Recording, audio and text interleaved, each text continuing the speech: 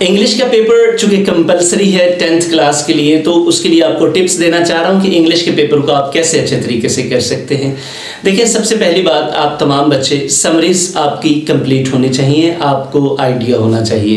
اس کے بعد ایسیز اور پیراگراف میں سے کوئی ایک چیز اچھی کر لیں۔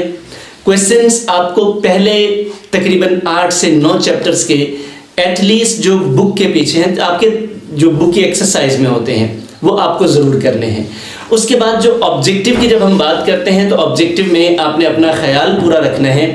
آپ نے جو پورشن آپ کا اسپیلنگس کا ہے اس کو اچھا تیار کریں۔ اس کے بعد آپ کے پاس ڈائریکٹ انڈائریکٹ ہیں، اس کو اچھے طریقے سے تیار کریں۔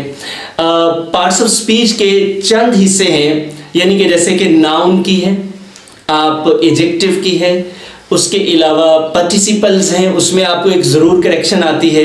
سینونیمز کو جو بک کے پیچھے دیے ہوئے ہیں کم از کم ان کو کر لیں، اور جو پریویس پیپرز کے ہیں ان کو ضرور ریوائز کر کے جائیے، چونکہ ٹائم اینڈ اگین وہ ضرور آتے ہیں۔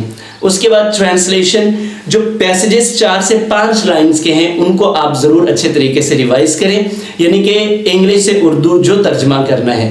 اور اس کے بعد جو دا موسٹ ریپیٹڈ پیراگرافز ہیں اردو سے انگلش کے ٹرانسلیشن والے، ان کو آپ ضرور دیکھیں۔ مجھے یقین ہے کہ اگر آپ ان چیزوں پر عمل کر لیں گے تو آپ 100% مارکس انگلش میں گین کر سکتے ہیں 10th کلاس۔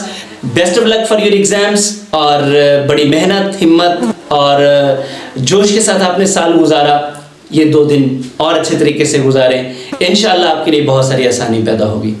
ملتے ہیں پھر آپ کی فرسٹ ایئر میں۔ اللہ حافظ۔